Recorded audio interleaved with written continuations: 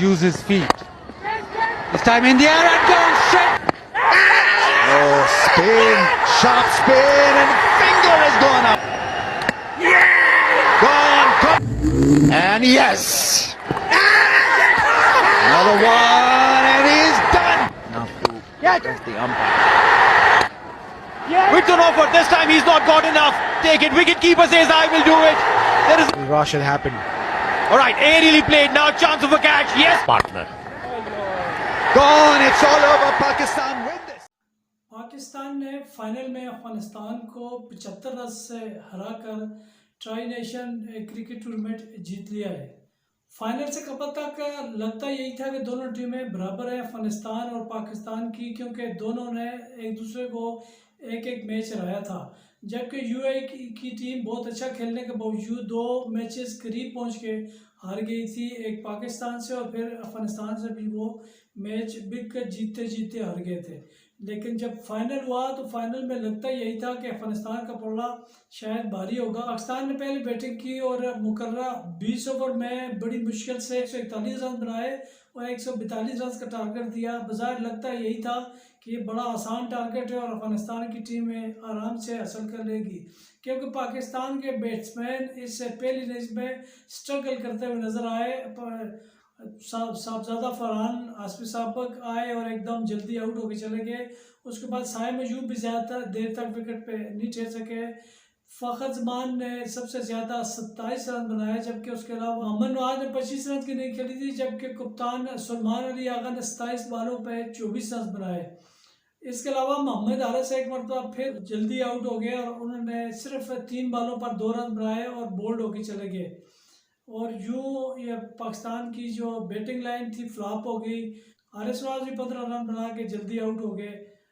लगता यही था कि अफगानिस्तान के स्पिनर्स बिल्कुल उन्होंने पूरी गेम को कंट्रोल किए रखा और वो किसी भी मौके पर चलने नहीं दिया पाकिस्तानी बैट्समैन्स को, और यूँ लगता था कि पाकिस्तान शायद स्ट्रगल कर रहा है। लेकिन बाद में जब अफगानिस्तान की टीम ने यहीं बैटिंग शुरू की तो पता चला कि ये विकेट बहुत मुश्किल है और इस पर बैटिंग करना कोई आसान नहीं था। इसके बावजूद पाकिस्तान ने अच्छी बैटिंग की और अफगानिस्तान की जो ओपनिंग थी वो बिल्कुल नहीं चल सकी और शहनशाह ने इस पर साबित एक मरतबा फिर पहले ओवर में विकेट लेकर उन्होंने रिमानुल्लाह गुरबाज को आउट करके पहले ओवर में विकेट लेने का रिकॉर्ड एक मरतबा फिर कायम किया। वो विकेट लेने के बाद वो तो साइड पे हो गए और उसके बाद सारी स्ट्राइक जो संभाल ली मोहम्मद नवाज ने आज कमाल बॉलिंग की। उन्होंने 5 विकेटें हासिल की, जिसमें एक हैट्रिक भी शामिल थी। उन्होंने एक बाद दीगरे पहले एक ओवर में 2 खिलाड़ी आउट किए थे, जबकि अगले ओवर में उन्होंने एक और विकेट लेकर हैट्रिक कर ली, 5 विकेटें हासिल की और शायद उन्हें थोड़ा सा वक्त मिल जाता तो 6 विकेटें ले लेते। बहुत अच्छा खेले। इसके अलावा पाकिस्तान के दीगर जो बॉलर्स थे, स्पिनर्स थे, उन्होंने बहुत अच्छी कारकर्दगी दिखाई। मोहम्मद इमरान ने 2 विकेटें ली, उसके बाद सुफियान मुकीम के हिस्से में 2 विकेटें आई, जबकि 1 विकेट जो थी शहनशाह ने हासिल की। और यूँ जो लगता यही था कि अफगानिस्तान की टीम बड़ा टफ टाइम देगी और शायद ये अचीव भी कर ले टारगेट, लेकिन ऐसा हुआ नहीं और अफगानिस्तान की विकेटें खजार सीधा पत्तों की तरह गिरती चली गई और पूरी टीम 66 रन पे आउट हो गई। 15.5 ओवर में पूरी टीम आउट हो गई। उसके टॉप स्कोरर राशिद खान रहे, उनके कप्तान 17 रन उन्होंने बनाए, जबकि एक और जो डबल फिगर में दाखिल हुए वो इब्राहिम ज़दरान थे, उन्होंने 13 रन बनाए। इसके अलावा कोई भी अफगान खिलाड़ी डबल फिगर में दाखिल नहीं हुआ और यूँ पाकिस्तान ने ये ट्राई नेशन सीरीज़ जो जीत ली।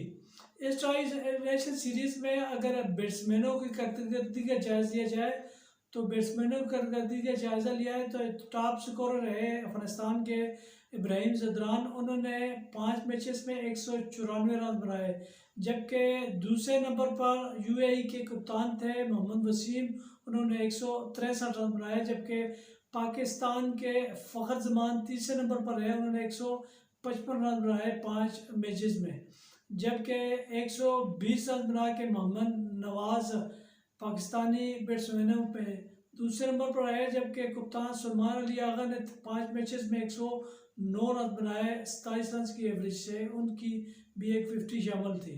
जबकि बॉलिंग के शोबे में यहाँ मोहम्मद नवाज ये 5 विकेट लेने के बाद टॉप विकेट टेकर बन गए। उन्होंने इस टूर्नामेंट में 5 मैचेस में 10 विकेटें हासिल की, जबकि दूसरे नंबर पर अफगान कैप्टन राशिद खान थे। उन्होंने 5 मैचेस में 9 विकेटें ली।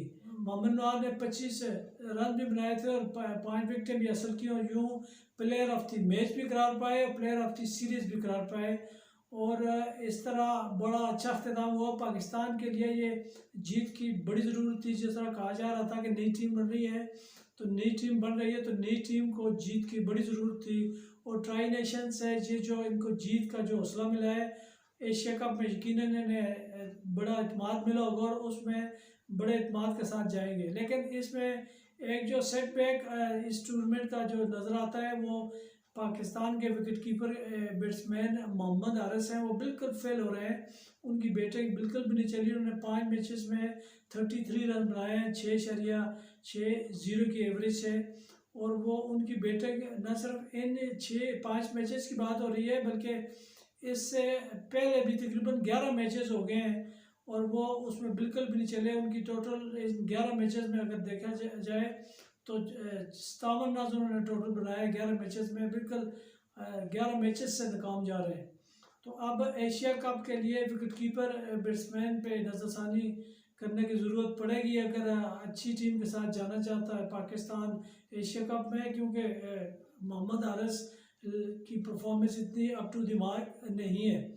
तो एक ये भी हो सकता है कि अगर आप विकेट कीपर बैट्समैन नहीं खिला सकते हैं तो साहबजादा फरहान चूँकि इस्लामाबाद यूनाइटेड के लिए भी कीपिंग करते रहे और वो कीपर भी हैं, तो ग्लव्स उन्हें भी दिए जा सकते हैं, क्योंकि उससे ये होगा कि अगर साहबजादा फरहान एशिया कप में विकेट कीपिंग करेंगे तो उन्हें एक मौका मिल जाएगा। पाकिस्तान को एक अजाफी बैट्समैन या जहाँ ज़रूरत पड़ती है तो वो बॉलर खिला सकते हैं।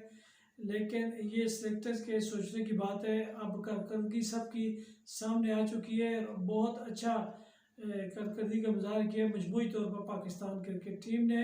और ये जो अब नया कम्बिनेशन आजमाया गया था जिसमें इस T20 में पिछले 2-3 सीरीज से शामिल नहीं हो रहे बाबर आजम और मोहम्मद रिजवान, उनके बगैर ये जो सलमान अली आगा की क़यादत में वेस्ट इंडीज़ ने में ये सीरीज़ जीती थी 2-1 से, और अब यहाँ भी उन्होंने अच्छी सीरीज़ जीती है। गरचे एक मैच अफगानिस्तान से हारे थे लेकिन उसका इजाला कर दिया गया फाइनल में, और फाइनल में पाकिस्तान ने बहुत अच्छे खेल का मुजाहरा किया और बिल्कुल आउट क्लास करके रख दिया अफगानिस्तान की टीम को। उनको बिल्कुल तवक्को नहीं थी कि पाकिस्तान इतना अच्छा खेलेगा। उनके स्पिनर्स ने बहुत अच्छे गिरफ्त मजबूत कर ली थी मैच पे और 141 रन पे महदूद कर दिया था पाकिस्तान को। बाजार ऐसा ही लगता था कि क्योंकि जिस तरह जारे मिजाज ओपनर है इब्राहिम ज़दरान और रिमान गुरबाज, और उसके बाद भी अच्छे खेलने वाले हैं, खुद 5 में 6 नंबर पे आके राशिद भी बहुत अच्छी बैटिंग कर लेते हैं, कभी 7 में भी आ जाते हैं। लेकिन ये बिल्कुल भी आज मुमकिन नहीं, और पाकिस्तानी बॉलर्स ने उन्हें बांध के रख दिया, बिलखुसूस नवाज के आगे तो किसी की कोई नहीं चली और उन्होंने 5 विकेटें हासिल की। और पाकिस्तान ने ये मैच, ये फाइनल मैच 75 रन से जीत कर ये ट्राई नेशन सीरीज़ अपने नाम कर ली है। उम्मीद करते हैं कि एशिया कप में भी पाकिस्तान ऐसे ही खेल का मुजाहरा करेगी और एशिया कप भी जीतेगी, क्योंकि भारत बहुत सारी तवक्कुआत के साथ आ रहा है, तो यकीनन भारत की टीम पे बड़ा प्रेशर होगा। दूसरी तरफ श्रीलंका की टीम भी जिम्बाब्वे को हराने के बाद एतमाद के साथ आ रही है। श्रीलंका की टीम भी बड़ी मजबूत टीम है। ताम बांग्लादेश की टीम को पाकिस्तान हराने की सलाहियत रखता है, पाकिस्तान बांग्लादेश और अफगानिस्तान को।